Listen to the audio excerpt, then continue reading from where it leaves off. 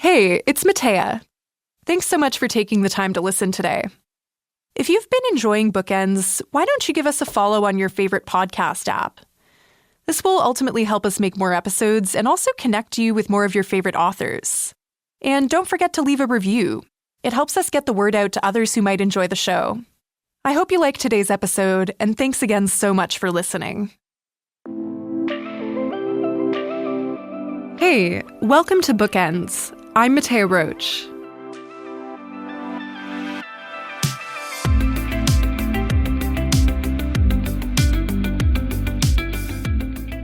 What if your dreams could land you in jail? That's the premise of a new novel by Laila Lalami. The Dream Hotel is set in a near-future United States, where a device that's supposed to help you sleep also harvests data about your dreams. This dream data feeds into an algorithm which helps the government decide if someone is likely to commit a crime. And when our protagonist Sara is flagged as high risk, she's sent off to a retention center, which looks a lot like a women's prison. Now, I found this premise fascinating, and it represents a bit of a shift from Laila's other work. She's best known for novels that look at the present and the past, such as The Other Americans and The Moors Account.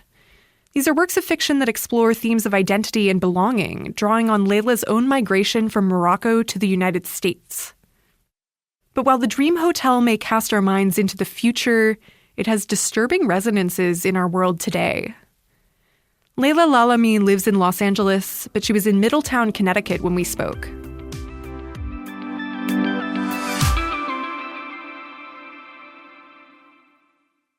Hi, Laila. Welcome to Bookends. Thanks so much for having me. So, dreams are really personal, very intimate, and the idea of anyone having unfettered access to my dreams I find very frightening. So this is a fantastic premise for a novel. I'm curious to know, what is your relationship with your own dreams? That is a really good place to start. I'm a very active dreamer. I tend to remember my dreams, and they are often one of the things that I discuss first thing over breakfast. When I'm having coffee with my husband, if we're talking about how we slept, oftentimes a dream that I've had will come up and then we talk about it. And I've always found them to be an interesting window into the kinds of things that preoccupy me, and sometimes that can be extremely banal. So, for example, every single semester for the last 18 years that I've been teaching, the night before the first day of classes, I dream that I forgot my lecture notes. It's just and I know it's an expression of anxiety. It's not particularly interesting. But then every once in a while, I have a dream that can be very revealing or very affecting or terrifying or exciting or humorous. And those I enjoy remembering and discussing. Where did the idea of a government agency that actually is able to access people's dreams and analyze them and pick out those ones that are a bit more out of the norm, that tell us really something about the dreamer, where did that idea come from? Well, I'm an insomniac. And about 10 years ago, I had overslept because I had finally fallen asleep at about 3 or 4 in the morning. And then, so I woke up in a panic and I picked up my phone to check the time. And I saw a Google notification that said, if you leave right now, you will make it to the name of my yoga studio at 7:28. And of course, I had never told Google what day of the week or what time of day, or even that I went to yoga. But of course, over time, the company had picked up my habits and followed my movements, and it had decided, perhaps helpfully, to remind me that I was running late and I had better leave. I had better get started. And we're all acutely aware of the fact that our phones record an enormous amount of data about us. But I think that data collection is by design made to seem invisible. We don't really think about it as we're doing it. And receiving that Google notification was kind of like getting a peek behind the curtain of surveillance. It was a moment when that surveillance made itself visible to me. And I turned to my husband and I said, pretty soon the only privacy any of us will have left will be in our dreams. And of course, being a novelist, I thought, well, what if someday this data collection penetrates the world of dreams? And if dreams become data, what uses would this data be put to by whatever corporation has access to it? Like, how would a corporation be able to make money off of it? And so the idea of turning it over to the government for one possible use, there are other uses that the company in this book finds for dreams, but one of the uses is that they try to sell it as part of this crime prediction software that the government is using.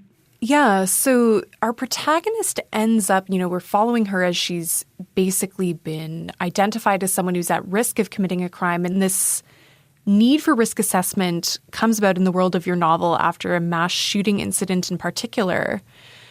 What was it about that kind of an incident that made you want to launch into this kind of surveillance technology novel? So when I was conceiving of this book, I was thinking of what kind of event it would take for the government to try to rely on risk assessment algorithms to predict crime. And it occurred to me that one of the most common forms of violent crime in the United States are mass shootings.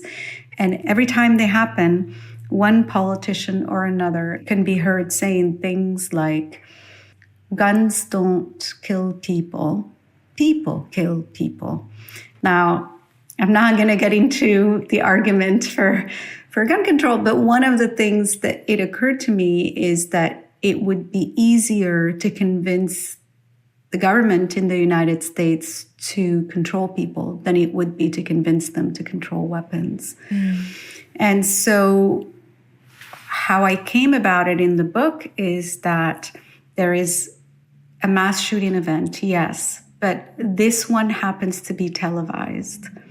Because I think that part of the reasons why we don't get into gun control is that these mass shootings happen, and they happen in a community, and people tell themselves it can't happen to them. It makes headlines for a day or two or three, and then it disappears.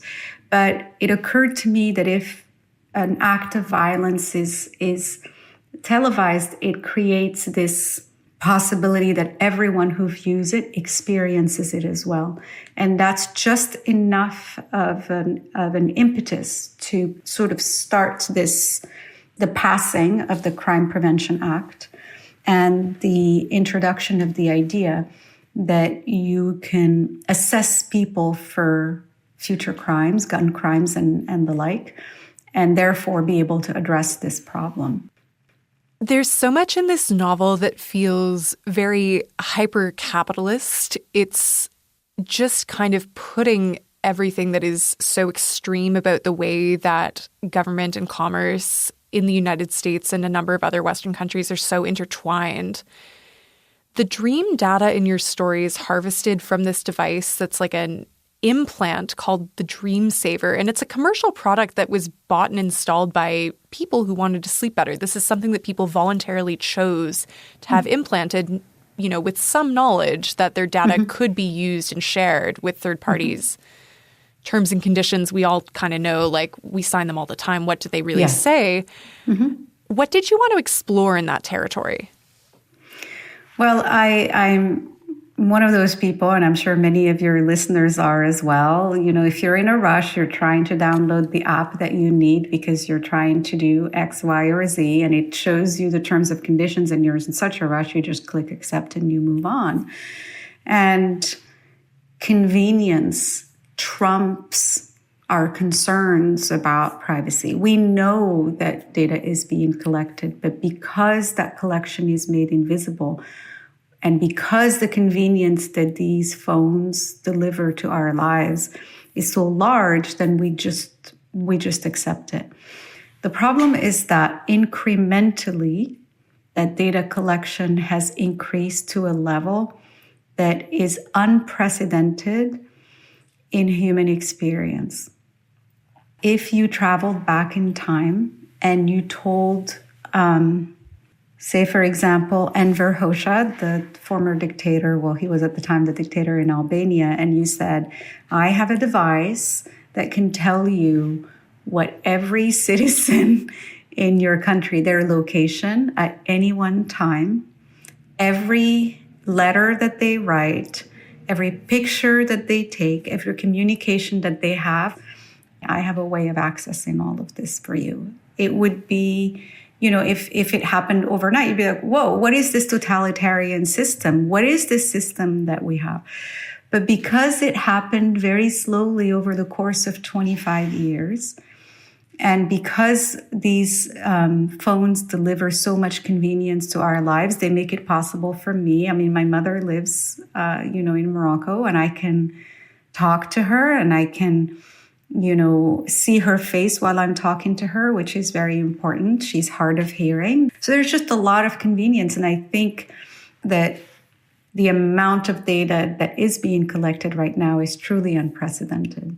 I don't think we have reckoned with it. When did you really start thinking critically about this? Like, can you take me back to a time perhaps where you started to see that slippage that you mentioned of just increasing encroachment of, wait a minute, I'm giving up a lot of my data to a lot of companies without even really perhaps realizing it? Yeah.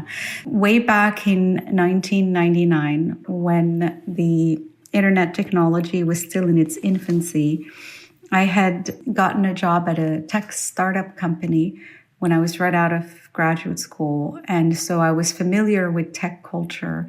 And I had seen the early days of the sort of race between different search engine companies, Google, Yahoo, Alta Vista, all of those. So I had about 10 years of very close exposure to internet technology. But it wasn't until 2014 that I really started to think about the sort of larger issues, like where are these trends going? And at least in the United States, it doesn't seem to me that there has been a serious effort on the part of our legislators to protect our data. There are certain lawsuits that are ongoing with the government, but there isn't really like an effort to create a digital bill of rights that says your body produces data and that data is your own. You have ultimate ownership of it. We don't have that. It doesn't exist. And so we are left instead with, a million different apps, all of them having their own terms of conditions. And these apps are in turn owned by essentially 5 big tech companies. And we are living in a world in which these corporations have formed a kind of unholy alliance with governments. So, for example, in the United States, the president can wake up one day and decide that the Gulf of Mexico should be renamed the Gulf of America. And Google changes its mapping software to show the Gulf of Mexico being renamed the Gulf of America, right? Overnight. So there is a certain amount of cooperation and an alliance between these corporations and the government. And that is what I find troubling. The way we begin to see this enmeshment play out in your novel, The Dream Hotel, is through this character, Sara Hussein. She's in her late 30s. She's married. She's the mother of these 2 young twins. And we meet her when she's pulled out of line at LAX. She's, trying to return from a conference she was attending in the UK. And she's taken into an interrogation room because she's deemed, and I'm doing air quotes, high risk. This is a situation that I think a lot of people who are frequent air travelers, especially if you're someone who has had perhaps, for whatever reason, adverse experiences with border security, like this is a nightmare scenario for a lot of people. Why did you want to start the novel with this specific scenario? Part of the reason why airports seem to me a perfect place for starting the novel is that in the first instance, they are governed by federal laws. They are one of the few places where customs officers have a tremendous amount of power. And it is a place, frankly, for me, a place of great anxiety. As a Moroccan woman, as a person of Arab and Muslim descent, airports are places of great anxiety because this is a place where oftentimes you get that experience of getting pulled into secondary and being asked questions about your travels or about your beliefs or about your social media. And, so it is a place that seemed to me very natural for this character, who, like me, is Moroccan, to put her in a situation of even if you have done nothing wrong, just the sight of a customs officer asking you questions can make you feel very nervous. And I wanted to use that to kind of jumpstart this idea that we are entering this world of crime prediction. So she gets pulled aside, and she's told, your numbers are a little too high. What's going on?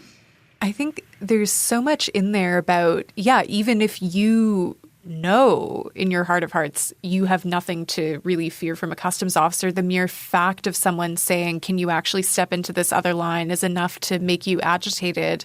Yes. But I want to talk about the specific reason that Sara gets pulled aside, because Sara's dream data suggests that she possibly harbors a desire to harm her husband. Mm-hmm. How does she respond to this suggestion? Like basically being told, we think you can't go home to your husband because we think you're a danger to him. Yeah, so of course, in the beginning when she's told this, she thinks it's utterly ridiculous and dismisses it out of hand. And when she gets taken to the retention center, and again, the idea behind it being a retention center rather than a detention center is that, of course, this is pre-crime. No crime has been committed. And so I didn't want to put people like Sara in a regular prison or a jail, but I wanted to invent a space that was in between. And so I had great fun coming up with language around what these centers are called and how they function, the people who work in them, and the different roles that they play.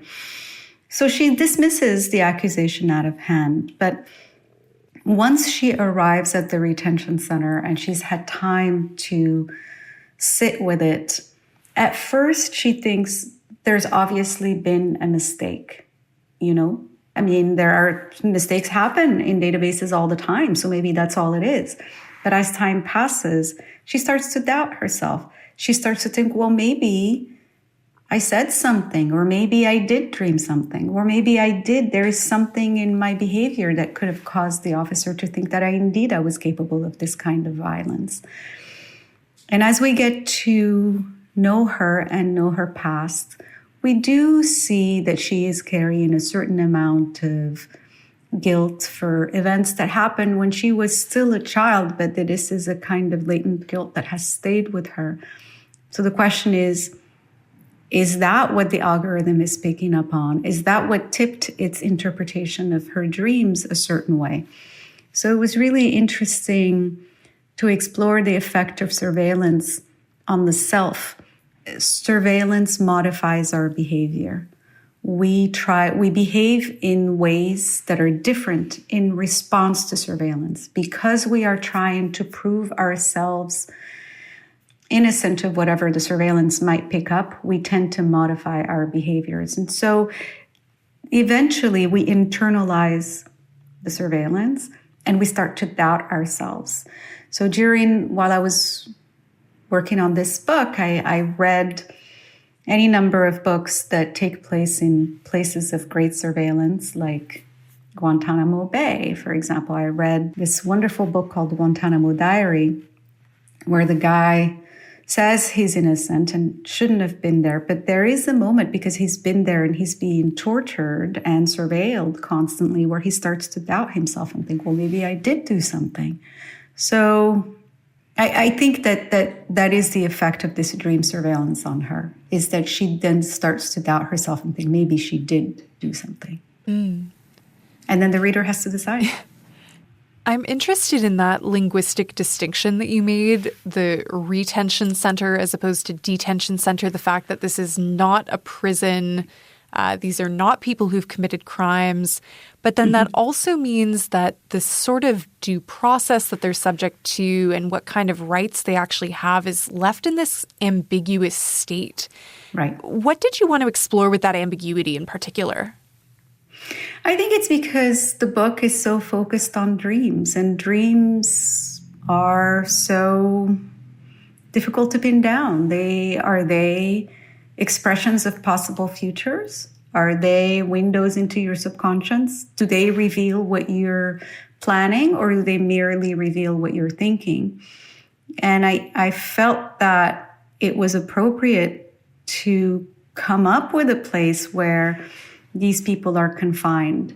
I think that these places of confinement have always fascinated me, not just jails and prisons, but also places like orphanages, leper colonies, sanatoriums, even reformatories, places where society puts those that it doesn't want to deal with.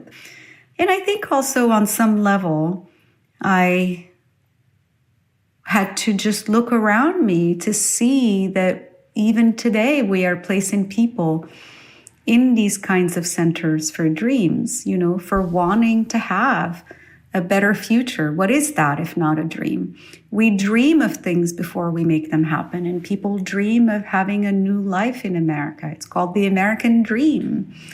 And yet we put them in immigration detention centers and, in places like Australia, for example, they are taken to separate islands that are away from the mainland. So there is always these little loopholes that governments use to place people like that in these sort of gray areas, so that the law can then, they essentially evade judiciary supervision.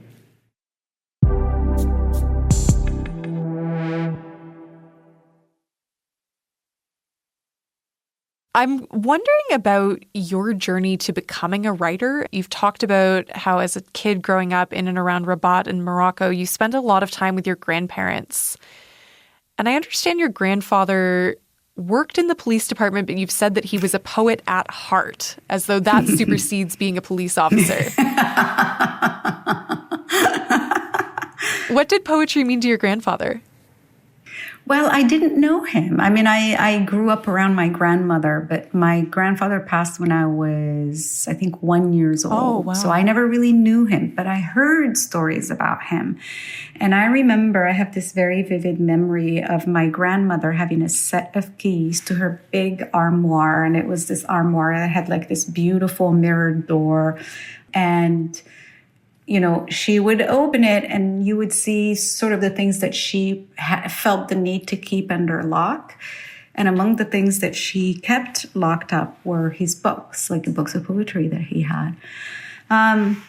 It's interesting hearing you say as if that supersedes him being a police officer. I mean, yeah, he had started out his career in the military, in the French military. He served, I think, in World War I in Bosnia, Herzegovina. And then when he returned to Morocco after the First World War, I think, I guess it's a natural progression to go into the police.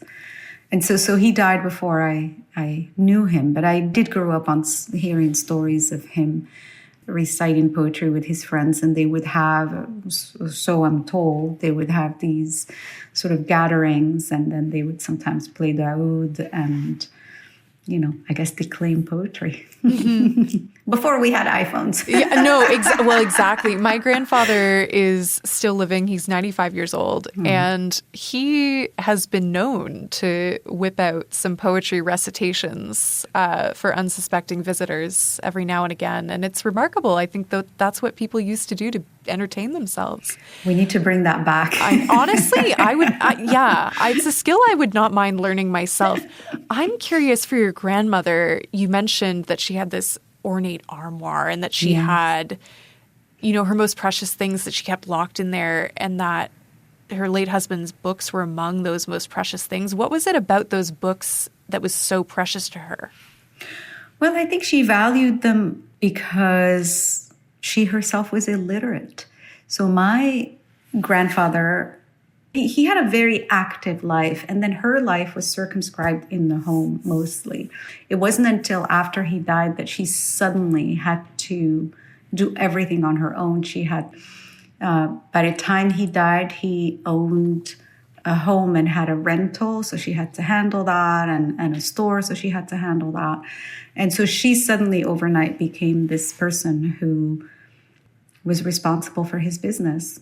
But she was illiterate, and I think that was part of what made books feel so precious to her and education so precious to her. You've written about how close you were with your grandmother, although you led very different lives. You know, you have a PhD, you've studied linguistics, you speak many languages, read them all quite well, I imagine. Like, what was it like to have this relationship with somebody who's so close to you as a family relation, but your life is it's so different? Yeah, we were very close, because what happened was my parents had put me in this French school, and it was within maybe 3 blocks of her house. So it was very close. So we ended up spending a lot of time together. And I really enjoyed it because she was very nurturing, and she told a lot of stories, and she had a great sense of humor. She was incredibly smart, probably one of the smartest people I've ever known. And at the same time, already in grade school, I knew that I was speaking a foreign language that she wasn't speaking, right? Because I was going to a French school, and the differences just kept piling. And so our lives were divergent. And so even though we were very close and we saw each other all the time, once I moved to middle school, high school, college, it still felt that our lives were headed in different directions. But what was incredible about her is that she had this ability to adapt and progress and know that younger generations are going to have lives that are different than her own, and that was a good thing, that it wasn't a bad thing, that they weren't supposed to live lives like hers.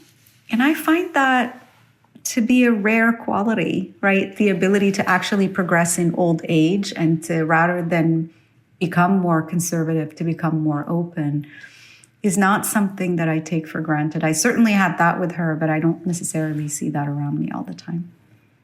That is a really beautiful lesson to have demonstrated. And then I guess we can only hope to be the old person who's open to new ideas, for as long as we're lucky enough to live. Absolutely.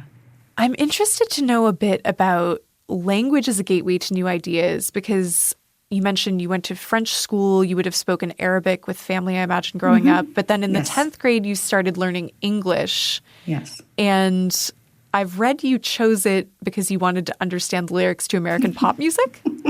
Yes.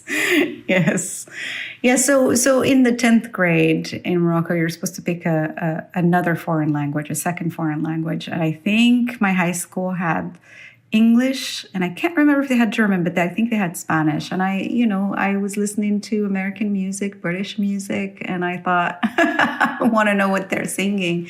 And so it was really that simple. I just wanted to know what they were singing, and now here we are. Yeah. Well, it's interesting. Why did you choose to write in English? Like, when did you start writing, and did you know it was always going to be, I'm going to be an English language novelist and story writer? I knew I wanted to be a writer. I knew since I was a child. But because I had gone to that French school, and, that's where most of the instruction was in, I started writing in French.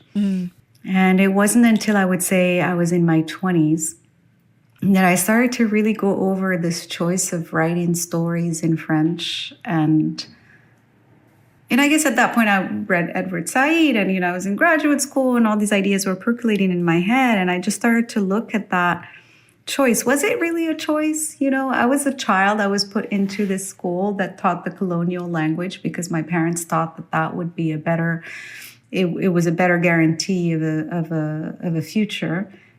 That is the only reason that I was writing in French. And so I didn't want to write in it anymore. And so I kind of stopped writing. But I had just done a master's degree in linguistics in England. And then I I moved to Los Angeles to do a PhD in linguistics. And so I was writing my dissertation in English. I was writing research papers in English. And I thought, well, why don't I try my hand at writing in English? I had never really received the proper instruction to write in Arabic, right? And so, I mean, I spoke it just fine and I can read it just fine, but I had never been instructed in the same way in it. And so the choice was whether to not write or to try my hand at writing in this language that to me was a bit more neutral, more of a tool. And it enables me to have more of a distance. And I think it also is because it mirrored the fact that I was a guest in America. And I guess in some sense, I became a guest in the English language as well. Laila, I want to return to the Dream Hotel. It feels so close to our world today because in the story, there is a moment where there's a wildfire that causes the evacuation of the women's retention facility. Reading this in 2025 and knowing that this is a story that's set in Southern California, the devastating wildfires in Los Angeles from earlier this year absolutely spring to mind. Mm-hmm. I know there's a storied history of wildfires in California. You wrote the book long before these most recent devastating wildfires. Mm-hmm. But what made you want to bring in that climate event as part of the narrative? Well, because it is set in the future. And climate catastrophe is now something that everyone who lives in California has to worry about. It is something that we now expect. It isn't a question of if, it is a question of when. And so we're always preparing for an earthquake, we're preparing for a wildfire. It can happen at any time. So it didn't seem to me possible to write about it without including a climate-driven catastrophe in the story at some point. Of course, I had no idea because I turned my book in March 2024, and I had no idea that before it came out, because the wildfires happened in January, very close to where I live, that it would happen, or that people would. In fact, some critics were writing their reviews when this wildfire was happening. So I did hear about the sort of eerie resonance of it. But the short answer is that it felt natural to me. I think when we're looking to the future, there's a suggestion, perhaps a demand on the part of tech developers and boosters to suggest that technology is going to solve all of our problems. And that's an idea that gets engaged with in this novel, that technology is a proposed solution for a lot of societal ills, but then it creates new problems in its wake. Mm-hmm. How do you see technology playing a role in all of the various crises that we have to contend with in the world right now? Is there hope that technology can be part of a solution to any of it, do you think? I think yes. I think because technology is essentially an expression of human creativity, and we're never going to stop being creative. It is what makes us human. And I think that when we think of solutions, oftentimes it's possible that those solutions are going to include technology. We're not, engineers are not going to stop innovating, just as writers aren't going to stop writing, and artists aren't going to stop, painting and making songs or whatever, right? So innovation is going to continue. The problem is when we present a particular technological situation as the solution. When we say that, well, AI is going to be able to do X, and then that's it. That's the real danger, is to trust systems that turn people into data with the caretaking of people. People are not data. And, when we automate a lot of these systems, like say, for example, education, and thinking that, you can just have ChatGPT teach you, creative writing, or teaching you English, or teaching you, history. It's possible that technology can help in those tasks. But I don't think that it can replace people in those tasks. And I think that's where the real danger is. I mean, strong agree, for me at least, that I don't think technology can or should replace the writer and the creative thinker. Laila, it's been such a pleasure diving into the Dream Hotel and all of this tech future, just morass with you. Thank you so much, Mattea. Thank you for having me.